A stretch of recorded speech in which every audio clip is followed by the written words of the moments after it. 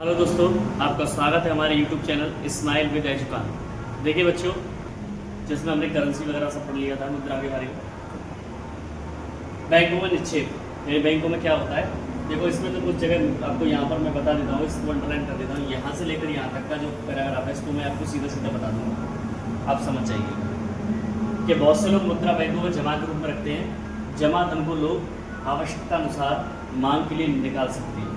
ठीक है, अपना पैसा बैंकों में जमा रखना और ज़रूरत पड़ने पर उसे बाहर निकाल लेना, ये ज़रूरत होती है। अब बात यह है कि यहाँ से ये तीनों लाइनें जो आपको दिखाई दे रही है, ये क्या कहना चाह रही है, जो मैं डॉट लाइनें बना रहा हूँ, ये मैं आपको बता देता हूँ। ये बता रही है बेटा जमा मांग किसको समझा रही है, जमा मांग किसे कहा जाता है। ये क्वेश्चन बनता है जमा मांग किसे कहते हैं। तो देखिए मैं समझा देता हूँ कि जब देने वाला या जमा करता अपनी मांग के अनुसार पैसे को निकालता है, वही क्रिया जमा मांग कहलाती है। यानी बैंक में पैसे का जमा करना और मांग के अनुसार अपनी ज़रूरत के अनुसार निकालना ही जमा मांग कहलाता है।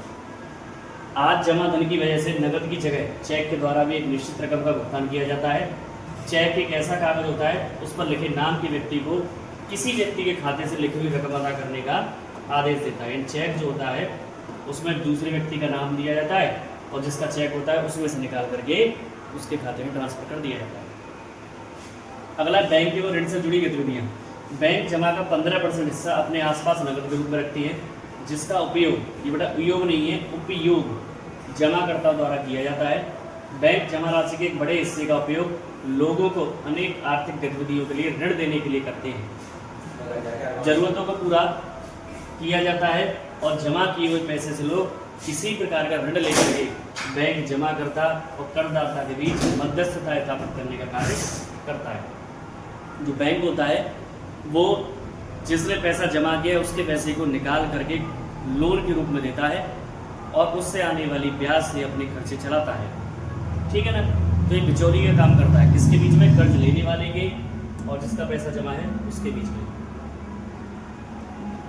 जमा पर जितना ब्याज दिया जाता है उससे अधिक ऋण पर ब्याज लिया जाता है।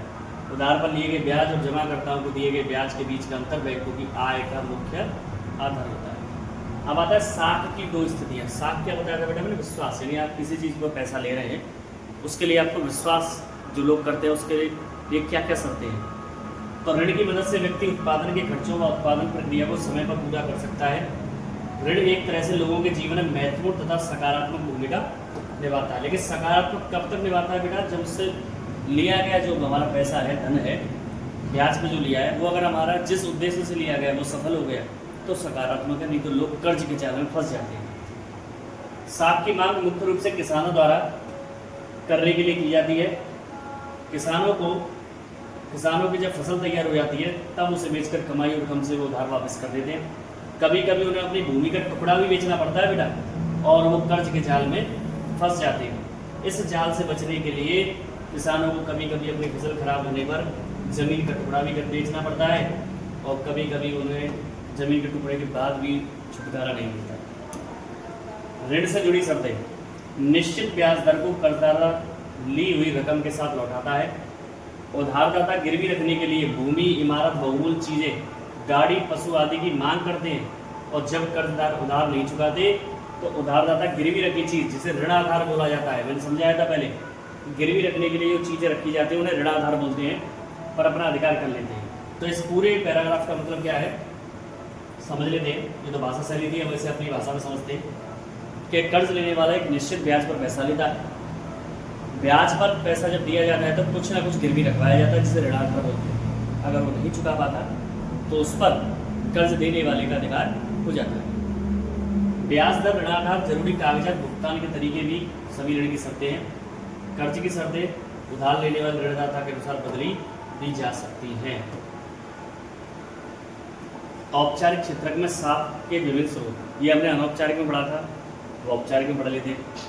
सभी ऋणों को औपचारिक और अनौपचारिक क्षेत्र में बांटा गया है।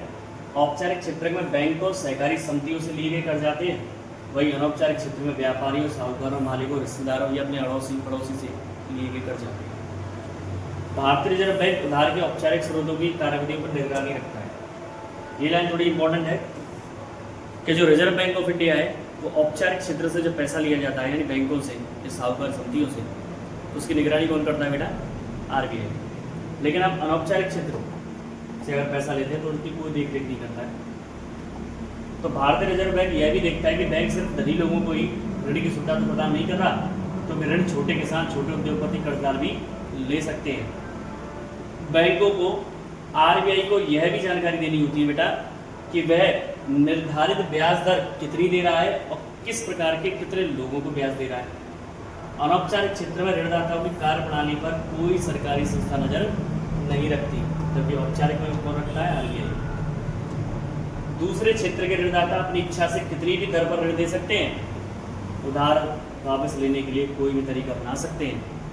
औपचारिक क्षेत्र की तुलना में अनौपचारिक क्षेत्र में ब्याज दर अधिक होता है और जाल में इसी से जाल में फंस जाते हैं और कभी कभी उधार न देने की वजह से वो उनकी रकम इतनी बढ़ जाती है कि उन्हें अपनी जायदाद भी बेचनी पड़ जाती है। बैंकों द्वारा ब्याज दर कम कीमत पर दिया जाता है। अनुकूल ऋण देश के विकास में काफी हद तक सहायक साबित होता है। देखिए बच्चों आगे, अनौपचारिक एवं औपचारिक क्षेत्र में साक्ष्य में शहर में गरीब परिवारों को 85% कर्ज की जरूरतें अनौपचारिक क्षेत्र के स्रोतों से पूरी होती है, जबकि अमीर परिवारों को केवल 10% कर्ज की जरूरतें अनौपचारिक क्षेत्रों से और 90% औपचारिक क्षेत्रों से पूरी होती है। यहाँ पर ये इस पैराग्राफ में एक क्वेश्चन बनता है कि शहरों में जो अमीर लोग होते हैं उन्हें 90% औपचारिक क्षेत्र से बैंक या साहूकार समुदाय से पैसा लेते हैं और 10% अनौपचारिक क्षेत्र से। ऐसा क्यों? जबकि गरीबों को बैंकों से नहीं मिलता, क्योंकि ऋणाधार की परेशानी आ जाती है। बैंक ये कहती है आपको हम कर्ज देते किस आधार पर दें भाई, आपके पास क्या है? ये समस्या बहुत बड़ी है। अमीर लोगों के पास उनकी कंपनी है, उनके शेयर हैं। अधिकतर अमीर लोग औपचारिक स्रोतों से ऋण प्राप्त करते हैं, जबकि निर्धन लोगों को अनौपचारिक स्रोतों पर आश्रित रहना पड़ता है। जब औपचारिक ऋण का समान वितरण होगा तभी गरीब लोग भी कम ब्याज दर पर ऋण का लाभ ले सकेंगे, लेकिन ऐसा होता नहीं है बेटा, बहुत कम चांस है। ग्रामीण क्षेत्रों के स्वयं सहायता समूह, self help group, SHG, self क्या बेटा? सेल्फ हेल्प ग्रुप, ठीक है, जिसे हम शॉर्ट में बोलते हैं SHG, सेल्फ हेल्प ग्रुप। मैं यहाँ से यहाँ तक के पैराग्राफ को बता देता हूँ। ये ऐसे छोटे सहायता समूह होते हैं जिसमें 10, 5, 20, 25 लोग मिलकर के अपना समूह बनाते हैं और अपनी बचत का कुछ हिस्सा, चाहे 20 रुपया हो, चाहे 100 रुपया हो, एक दिन का, उसे जमा करते हुए चलते हैं। ठीक है, तो यह संगठन महिलाओं की बचत पूंजी जमा करता है। कोई भी सदस्य अपनी जरूरतों को पूरा करने के लिए छोटे समूह से कर्ज ले भी सकता है। 15 से 20 सदस्य होते हैं जो नियमित रूप से 25 से 100 रुपये तक जमा कर सकते हैं या इससे अधिक धनराशि के रूप में जो है उनकी बचत उसे वो जमा करते हैं। उससे क्या फ़ायदा होता है कि समूह द्वारा दिए गए कर्ज पर ब्याज लिया जाता है, लेकिन यह ब्याज साहूकार या अन्य स्रोतों द्वारा लिए गए ब्याज से बहुत कम होता है।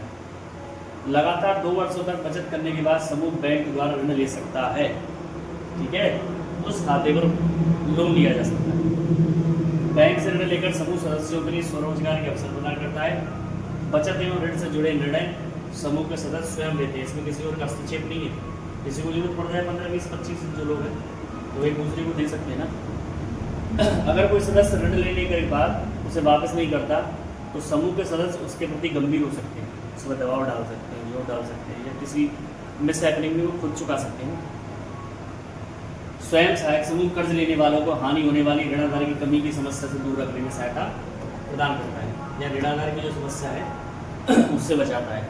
तो यहाँ पर ये हमारा ईगो का चैप्टर फ्री हो चुका है, फिनिश हो चुका है। आशा करता हूँ आपको समझ में आया होगा और ऐसी ही वीडियोज़ के लिए हमारे चैनल से जुड़े रहें, लाइक करें, शेयर करें, सब्सक्राइब करें और चैनल को प्रमोट करना ना भूलें। Stay healthy and stay fit. जय श्री श्याम।